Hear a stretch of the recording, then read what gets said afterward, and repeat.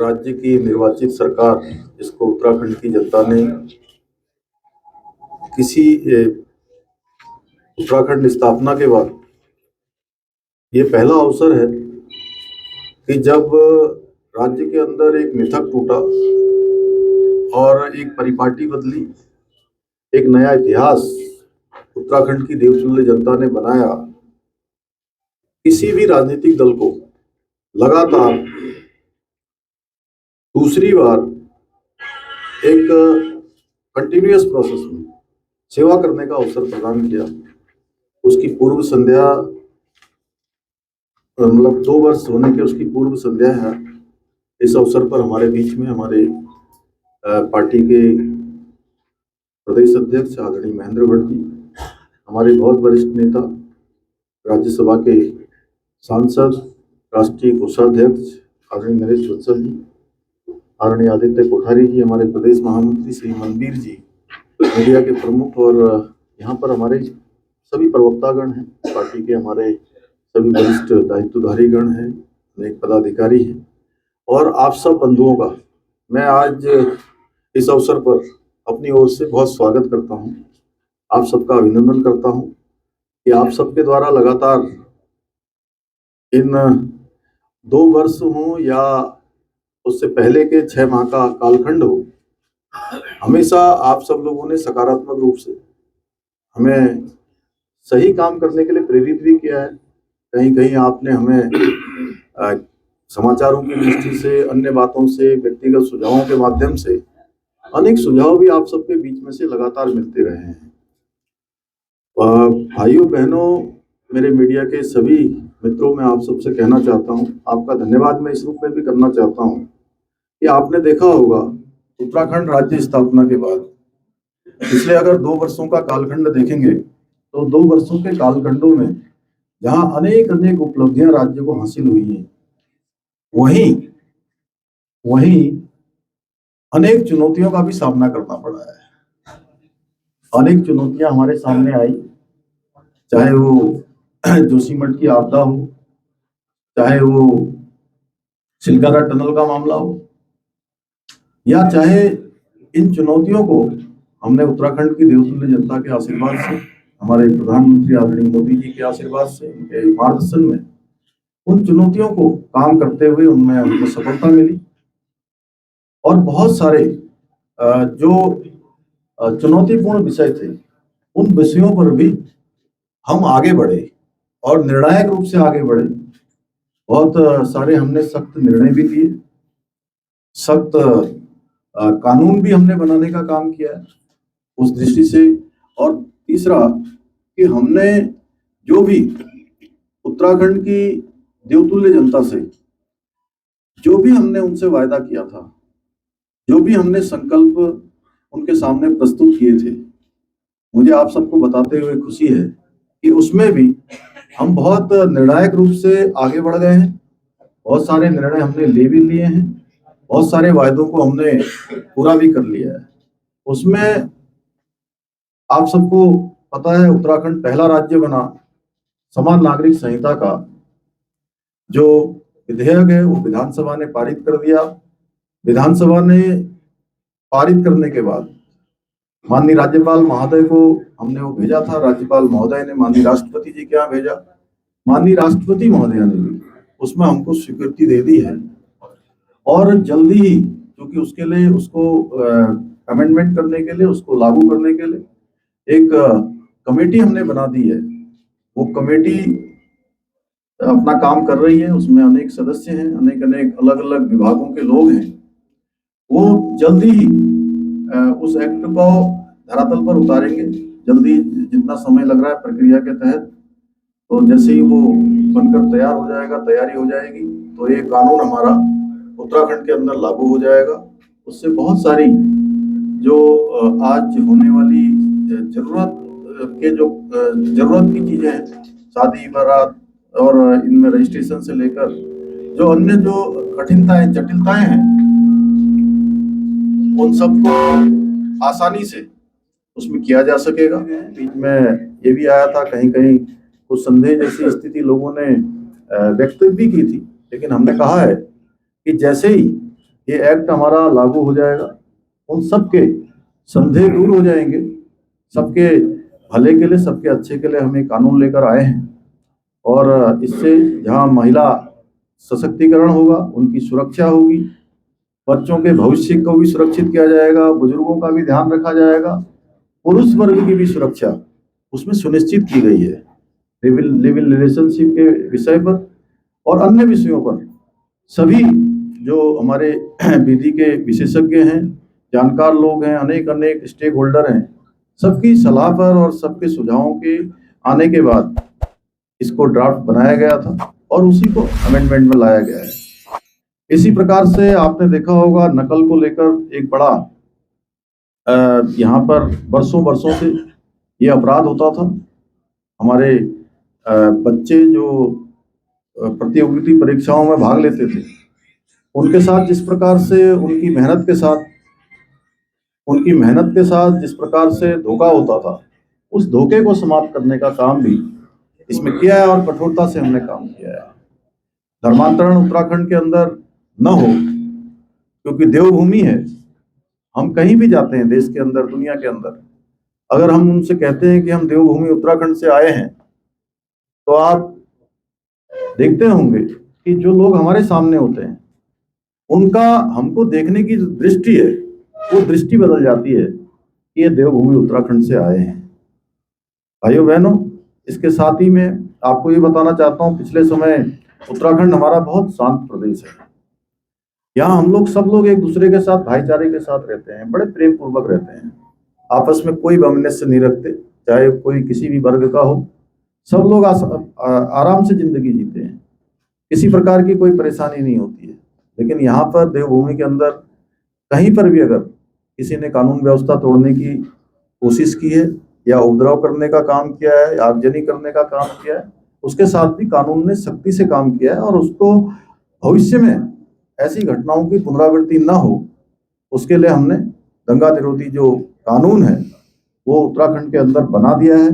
और अब जो भी अगर कोई सरकारी संपत्ति को, निजी संपत्ति को नुकसान पहुंचाएगा, तो उसके खिलाफ कठोर कार्रवाई होगी, और जो भी संपत्ति का नुकसान होगा, निजी हो या सरकारी हो, उसी दंगा करने वाले से, उसी आगजनी करने वाले से, उसी तोड़फोड़ करने वाले से उसकी पाई पाई वसूली जाने का भी हमने प्रावधान कर दिया है।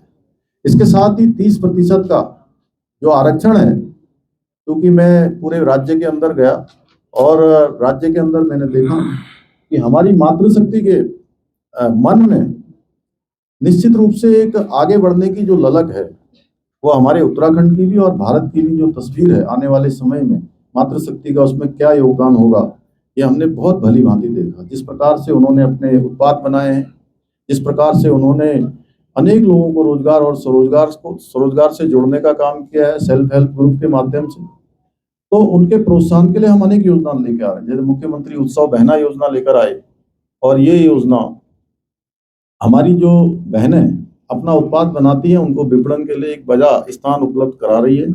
उसके माध्यम से हमारी बहनें इस वर्ष, पिछले वर्ष की जो रक्षाबंधन था, उस रक्षाबंधन से हमने लागू किया। राज्य के अंदर हमने 30% आरक्षण अपनी मातृशक्ति के लिए सुनिश्चित किया। और जैसे हमारा समान नागरिक संहिता का संकल्प था, वैसे ही हमारा उत्तराखंड की मातृशक्ति के साथ, उत्तराखंड के जन जन के साथ एक संकल्प था कि गरीब परिवारों को हम साल में 3 गैस के सिलेंडर मुफ्त में देंगे, निःशुल्क देंगे। वो हमारी सरकार लगातार कर रही है। हर वर्ष हम बजट का प्रावधान करते हैं। इस वर्ष भी हमने उसका बजट में भी प्रावधान किया। पिछले साल भी योजना चली, उससे पिछले साल भी योजना चली, और ये योजना लगातार चल रही है। मैं आपको बताऊं तो भ्रष्टाचार मुक्त उत्तराखंड के लिए हमने 1064 ये हमने यहाँ पर बहुत तेजी से इस ऐप को आगे बढ़ाया। आपने देखा होगा कि अनेक लोग इसमें ट्रैप हुए हैं। जहां भी भ्रष्टाचार की शिकायत आती है, क्योंकि हमारा लक्ष्य है, हमारा संकल्प है कि उत्तराखंड देवभूमि के अंदर भ्रष्टाचार पूरी तरह से समाप्त होना चाहिए, उसको लेकर हम लगातार काम कर रहे हैं। हमारा जो यहाँ का सतर्कता विभाग है, वह भी इसको और मजबूत कर रहा है। उसके लिए हमने कहा है कि और अगर उनको स्ट्रक्चर बढ़ाने की आवश्यकता हो और कोई जो फंड की आवश्यकता हो, तो वह भी हम कर रहे हैं, उसका भी हमने प्रावधान कर दिया है। सशक्त कानून व्यवस्था के लिए भी नए थाने और नई चौकियों की स्थापना हुई है, जो पहले काफी समय से, चूंकि अब व्यवस्थाएं बदल गई हैं, इसको राजस्व पुलिस देखती थी, और राजस्व पुलिस से हटाकर अब नियमित पुलिस को, हमारी जो पुलिस है उसको दिया गया है काफी सारा एरिया। उत्तराखंड परिवहन निगम जो हमेशा घाटे में रहता था, कोरोना महामारी के दौरान हमने कई बार देखा कि यहाँ से हमने कैबिनेट की बैठक करके उनके वेतन इत्यादि को भी देने की व्यवस्था राज्य सरकार की तरफ से की गई थी। लेकिन अब मुझे आप सबको बताते हुए खुशी है कि लगातार ये हमारा जो है, चाहे परिवहन निगम हो या यूकाडा हो, लगातार फायदे में जा रहे हैं। पिछले वर्ष भी अच्छा खासा मुनाफा उनका हुआ, इस वर्ष भी उसको और बढ़ा दिया गया है। ऐसे अनेकों काम तेजी से आगे बढ़ रहे हैं। 2012 के मुकाबले हमारा जो बजट है वह भी बड़ा है। आपने देखा उत्तराखंड में जो अभी इन्वेस्टर ग्लोबल समिट हुई, वह भी हमारी बहुत तेजी से, जो उत्तराखंड आज देश दुनिया के नक्शे पर लोग उत्तराखंड आना चाह रहे हैं, अपना उन्होंने अपने प्रस्ताव दिए हैं। हमने उस समय लक्ष्य रखा था कि हम 2.5 लाख करोड़ के एमओयू करेंगे, निवेशकों के साथ करार करेंगे, लेकिन बड़ी संख्या में लोग आए और दुनिया के 50 से भी अधिक देशों के लोगों ने आए। माननीय प्रधानमंत्री जी ने उसका वो शुभारंभ किया था, आदरणीय गृह मंत्री जी ने उसका समापन किया। 3,54,000 करोड़ के एमओयू हमारे साथ साइन हुए और 81,000 करोड़ की, मैं एक बहुत महत्वपूर्ण बात आपको कह रहा हूं कि ये पहली बार हो रहा है कि 81,000 करोड़ के जो एमओयू हैं, ग्राउंडिंग है, 81,000 करोड़ की अभी तक जो है ग्राउंडिंग की प्रक्रिया गतिमान हो गई है। एक बड़ी धनराशि है और निश्चित रूप से इनके धरातल पर उतरने के बाद अच्छा हमारा यहाँ पर रोजगार भी बढ़ेगा, यहाँ पर राज्य की जो आर्थिकी है वो भी बढ़ेगी, लोगों को काम भी मिलेगा। अनेकों प्रकार से हमको जो है बहुत ये इन्वेस्टर ग्लोबल समिट हमारे उत्तराखंड को आगे ले जाने की दिशा में एक बहुत बड़ा मील का पत्थर साबित होगा। उत्तराखंड के उत्पादों को, जो हमारी मातृशक्ति बनाती है, उसको बनाने के लिए हमने हाउस ऑफ हिमालय ये एक ब्रांड बनाया है और उसकी मांग भी बढ़ रही है। अब उसके पीछे है कि जो हमारी मातृशक्ति महिलाएं, हमारी बहनें जो अनेक ब्रांड बनाती हैं, अनेक उत्पाद बनाती हैं, उनको एक सरकार एक स्थान दे रही है, हाउस ऑफ हिमालय देवभूमि का, जो पूरे देश दुनिया के अंदर जाएगा। उसकी ऑनलाइन व्यवस्था भी कर दी गई है, उसकी कंपनी को पूरी तरह से और आगे और उसका स्ट्रक्चर अच्छा हो, उस पर भी हम तेजी से काम कर रहे हैं। इसके साथ साथ ही ये इंफ्रास्ट्रक्चर इन्वेस्टमेंट इंफ्रास्ट्रक्चर बोर्ड यह भी हमने गठित किया है। इसमें हम पहला काम हरिद्वार और ऋषिकेश गंगा कॉरिडोर बनाने का हम लोगों ने मंत्रिमंडल में इस पर निर्णय कर लिया है और 2026 तक इसको पूरा करने का लक्ष्य भी रखा गया है। इसके साथ साथ शारदा कॉरिडोर और प्रदेश के अंदर 2 नए शहर स्थापित करने के काम को भी इसके माध्यम से आगे बढ़ाया जाएगा। बहुप्रतीक्षित लखवाड़ बांध का काम प्रारंभ हो गया है, कई दशकों से रुका हुआ काम था, आप सबके ध्यान में होगा। और इसके साथ ही जमरानी बांध, बहुत छोटा था, मैं स्वयं भी बड़ा छोटा था, तब मैं सुनता था कि जमरानी बांध बनने वाला है, जमरानी बांध बनने वाला है, और मुझे लगता है कि 4 दशक से भी ज्यादा ये बहुप्रतीक्षित जमरानी बांध परियोजना को भी स्वीकृति मिल गई है। मैं आदरणीय प्रधानमंत्री जी का धन्यवाद करना चाहता हूं उत्तराखंड की देवतुल्य जनता की तरफ से। इसी तरह से बहुत समय से एक परियोजना देहरादून के जल स्तर को सामान्य रखने के लिए, देहरादून में जलापूर्ति के लिए आने वाले 50 सालों तक देहरादून में पानी की कोई दिक्कत न हो, उसके लिए सौंग डैम परियोजना, उसको भी सौंग डैम परियोजना, उसको भी स्वीकृति मिल गई है। मैं उसके लिए भी आदरणीय प्रधानमंत्री जी का धन्यवाद करना चाहता हूँ। साथ ही साथ जोशीमठ की पुनर्निर्माण योजना के लिए भी केंद्र सरकार ने 1700 करोड़ रुपए से अधिक की धनराशि स्वीकृत कर दी है।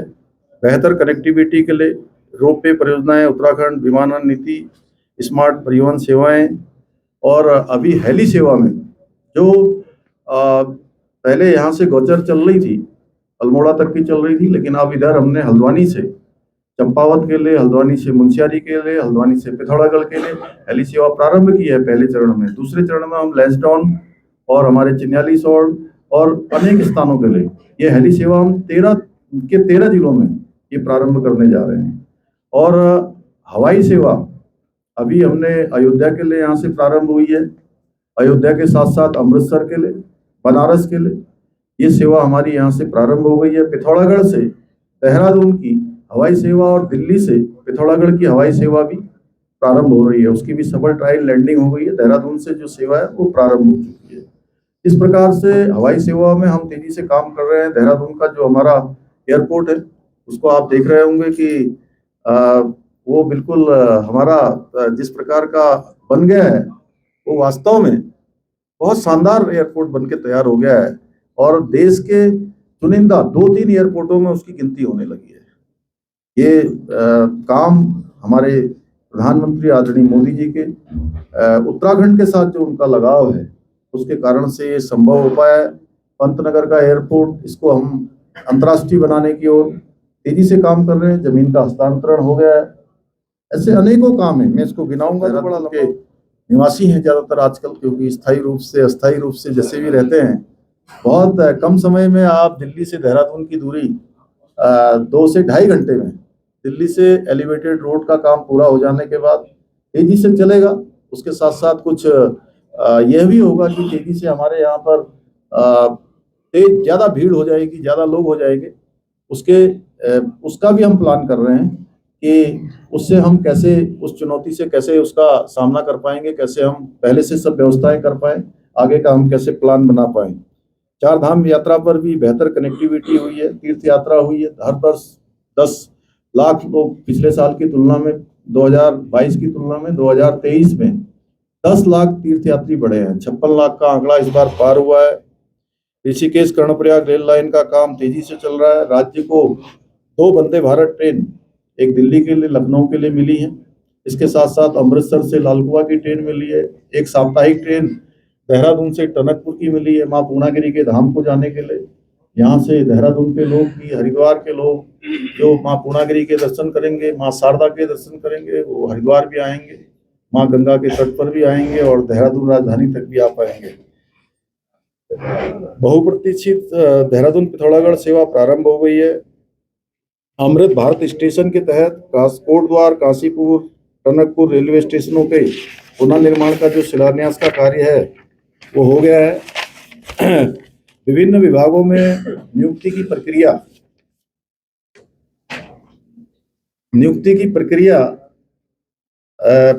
बहुत तेजी से चली है और लोक सेवा आयोग के माध्यम से हजारों की संख्या में 6,635 युवाओं को रोजगार मिला है और पिछले 2-2.5 साल में लगभग 7,600 से अधिक नौजवान युवाओं को रोजगार मिला है। 22 साल में इतना आयोग का 2 वर्षों के कालखंड में 6,635 आयोग द्वारा सरकारी नौकरी दी गई है, जबकि पिछले 22 वर्षों में कुल 6,859 लोगों को नियुक्ति दी गई थी और अभी नियुक्ति की प्रक्रिया गतिमान है। आप आंकड़ा लगा सकते होंगे कि बहुत तेजी से काम हुआ है और युवा हमेशा से हमारी प्राथमिकता में रहा है। हमारे प्रधानमंत्री जी ने भी आज देश के अंदर जो 10 लाख युवाओं को, नौजवानों को रोजगार देने का जो संकल्प लिया है, उस कड़ी में हमने लगातार नियुक्ति पत्र भी प्रदान किए हैं। कोई दिन ऐसा होगा जिस दिन हमने नियुक्ति पत्र न दिए हों। इसके साथ साथ प्रदेश शिक्षा नीति लागू हुई है और हमने पहली बार छात्र छात्राओं के प्रोत्साहन के लिए मुख्यमंत्री मेधावी छात्र प्रोत्साहन योजना, उच्च शिक्षा छात्रवृत्ति योजना की शुरुआत की है। विद्यालय के छात्र छात्राओं और कॉलेज के विद्यार्थियों को टैबलेट देने का भी हमने प्रावधान किया है।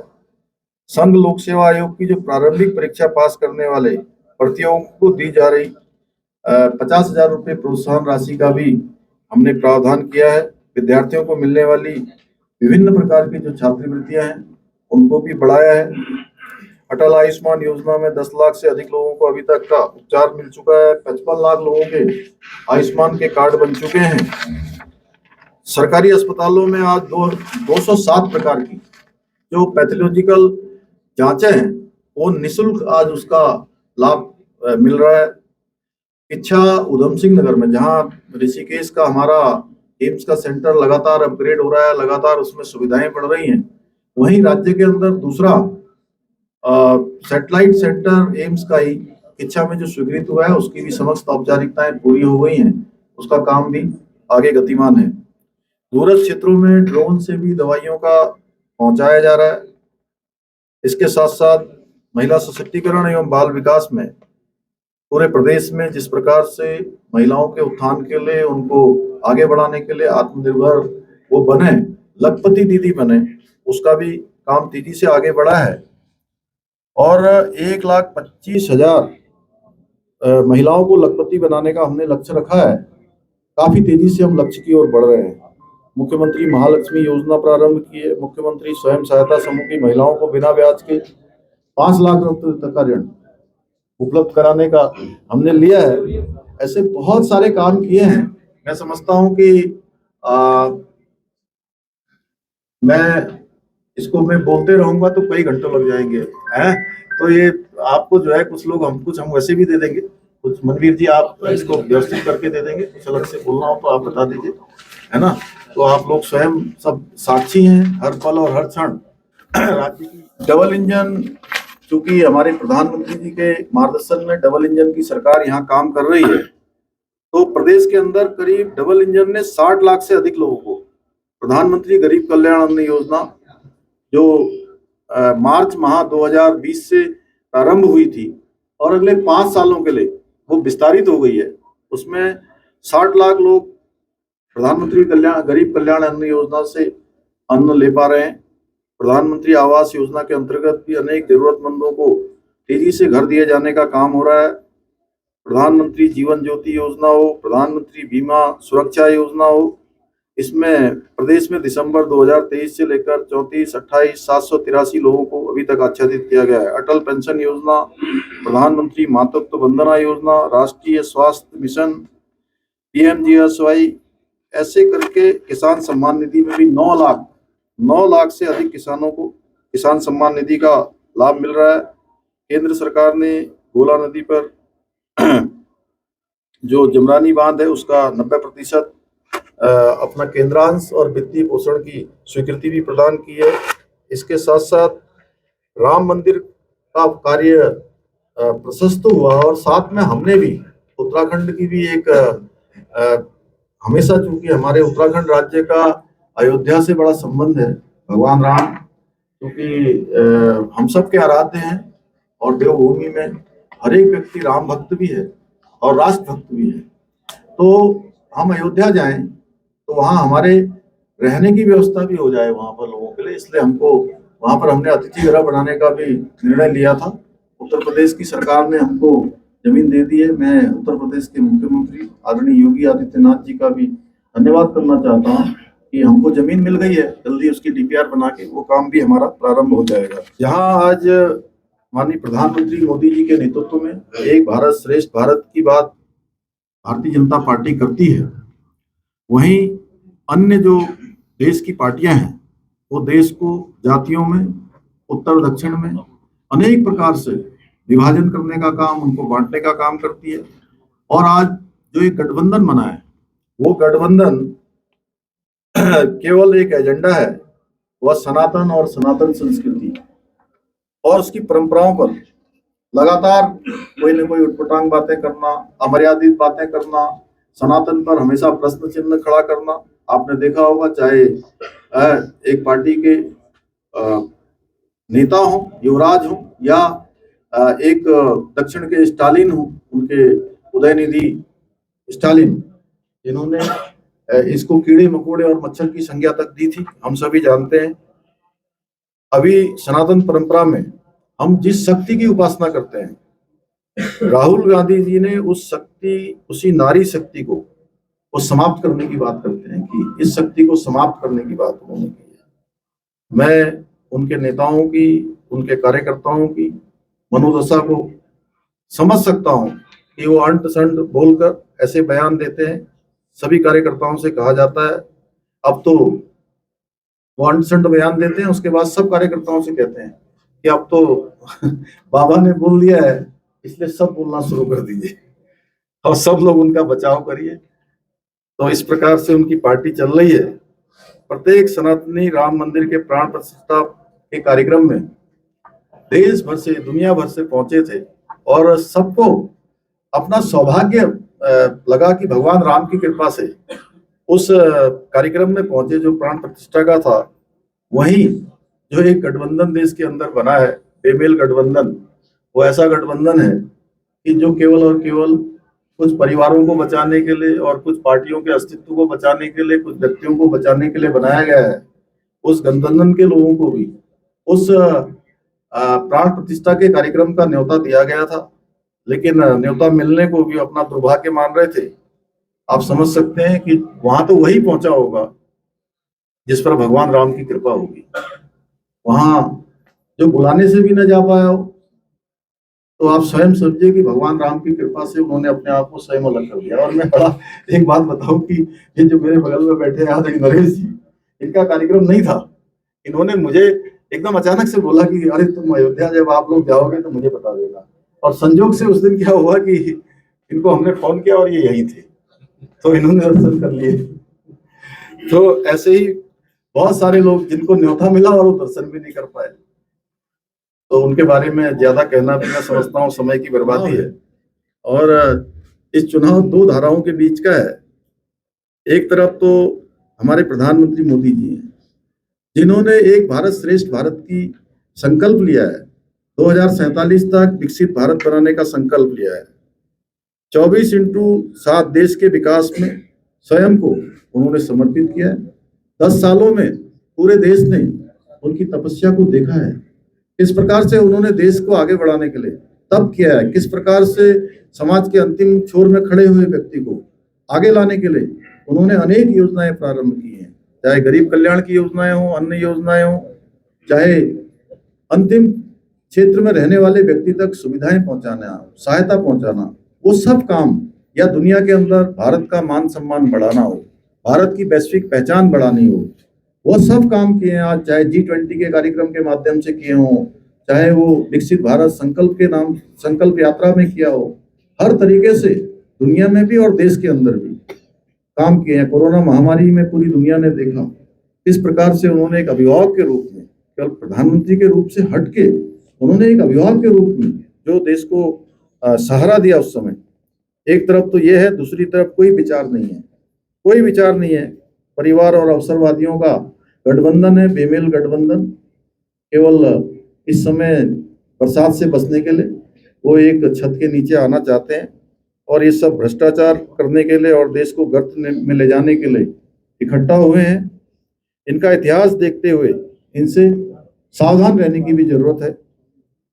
और हम सब जानते हैं उत्तराखंड के लोग हमेशा देश के साथ चले हैं, सभी राष्ट्रवादी लोग हैं, यहाँ पर राष्ट्र प्रथम मानने वाले लोग हैं। इसलिए उत्तराखंड के लोगों ने हमेशा प्रधानमंत्री मोदी जी को अपना परिवार माना है, उनके हृदय में उत्तराखंड बसता है। और हर चुनाव में जब से वो प्रधानमंत्री बने हैं तब से लेकर आज तक हर एक चुनाव में उनको यहाँ से पूरे प्रचंड बहुमत के साथ उनको भेजा है। इस बार भी उत्तराखंड की जनता बड़े भारी बहुमत के साथ यहाँ से 5 की 5 सीटें चुनाव जिताकर भेजेगी और हमारे मोदी जी फिर से तीसरी बार देश के प्रधानमंत्री बनेंगे और तीसरे कालखंड में भारत दुनिया की तीसरी सबसे बड़ी अर्थव्यवस्था बनेगा और विकसित भारत का जो हमारा संकल्प है वो तेजी से आगे बढ़ेगा। आप सबका धन्यवाद।